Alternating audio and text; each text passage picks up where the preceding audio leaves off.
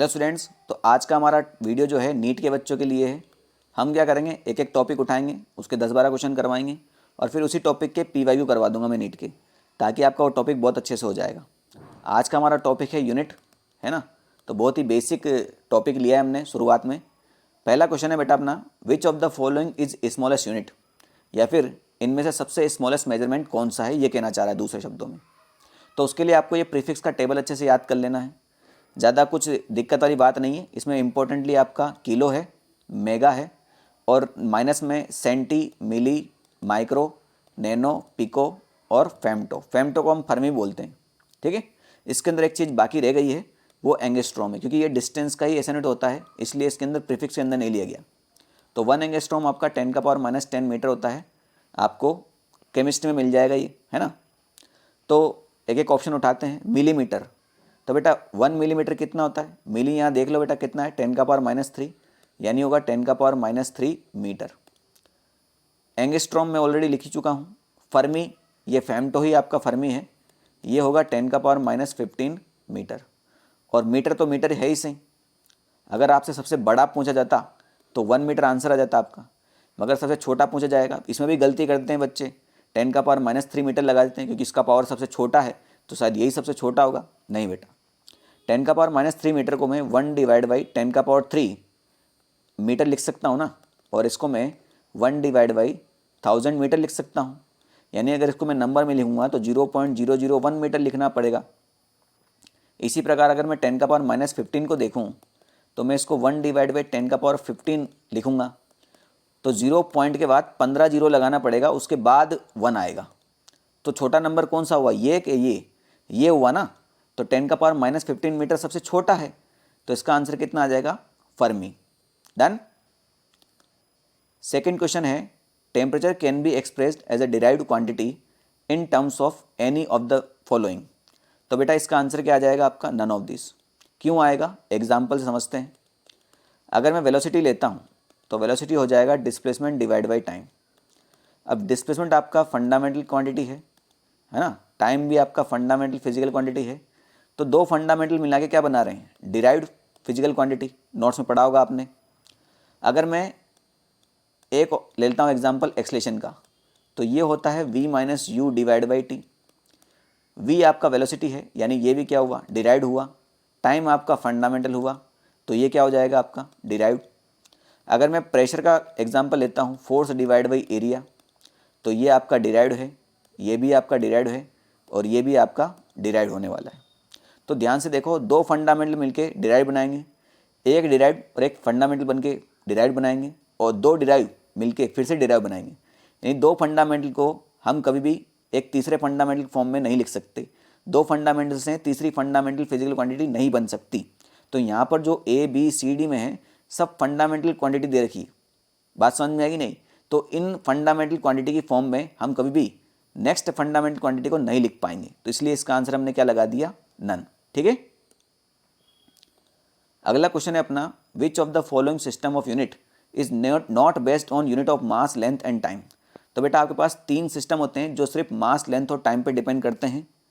MKS, FPS और CGS। MKS का full form होता है मीटर किलोग्राम सेकंड। मीटर यहाँ लेंथ का, किलोग्राम मास का और सेकंड यहाँ टाइम का। FPS होता है आपका फुट, पाउंड और सेकंड।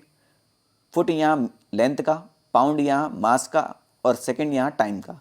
CGS उसी प्रकार से सेंटीमीटर, ग्राम, सेकंड।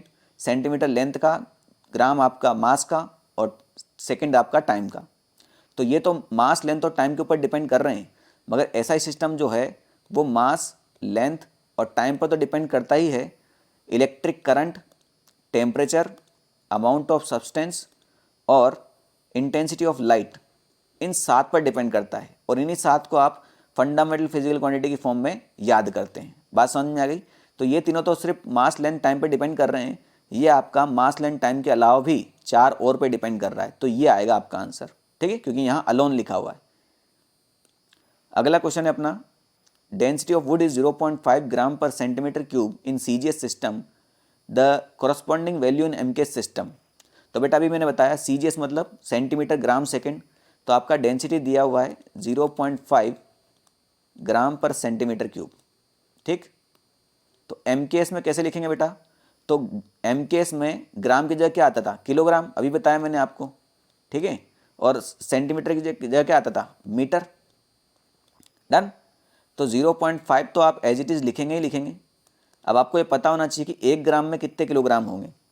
तो बेटा 1 किलोग्राम में 1000 ग्राम होते हैं, तो 1 ग्राम में 1/1000 kg होगा। यानी इसको मैं चाहूँ तो 1 gram is equal to 10⁻³ kg लिख सकता हूँ। तो ये हो जाएगा 10⁻³ kg। इसी प्रकार 1 मीटर में 100 सेंटीमीटर होते हैं और 1 सेंटीमीटर में 1/100 मीटर होंगे। यानी मैं इसको 1 सेंटीमीटर को 10⁻² मीटर लिख सकता हूँ। अब यहाँ 10⁻² मत लिख देना, क्योंकि यहाँ सेंटीमीटर का पावर 3 है, तो 10⁻² का भी पावर 3 होगा। बात समझ में आ गई, ये 3 है। इसको हम इरेज कर देते हैं क्योंकि अब इसकी ज़रूरत नहीं है, हमें बस थोड़ी सी कैलकुलेशन करनी है और हमारा आंसर आ जाएगा।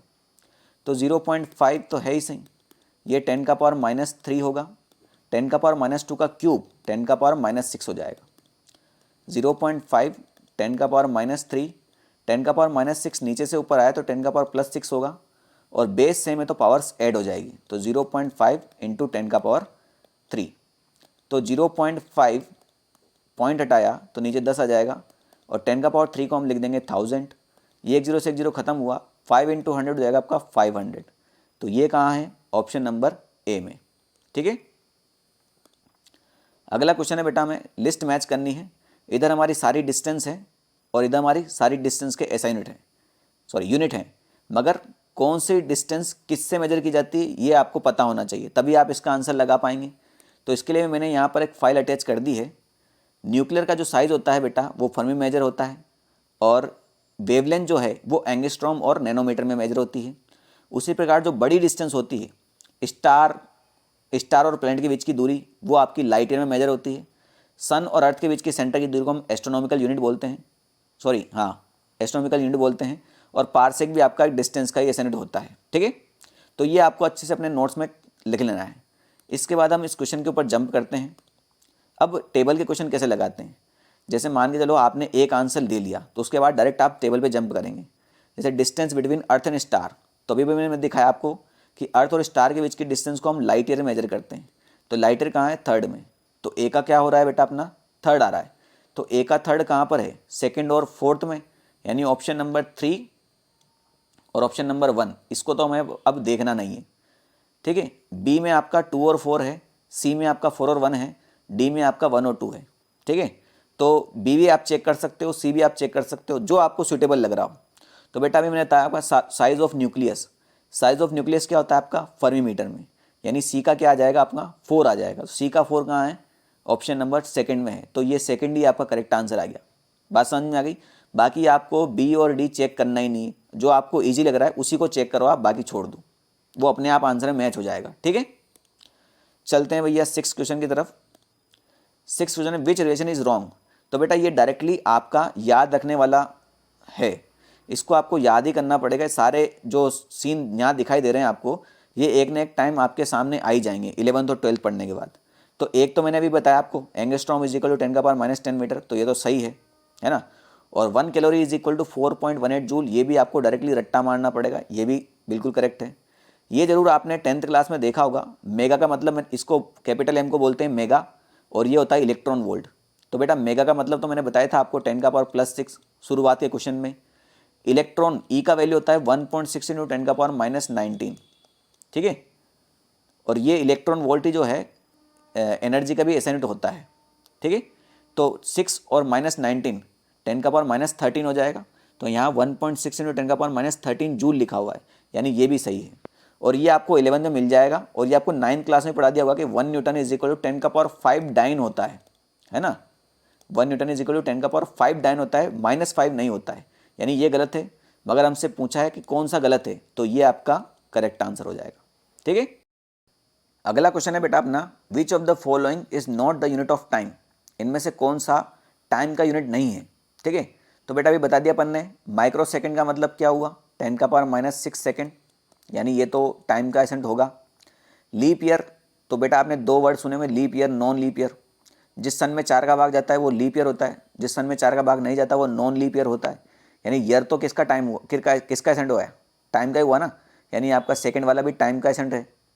लूनार मंथ, तो लूनार मंथ भी बेटा आपका टाइम का एसेंट होता है ना।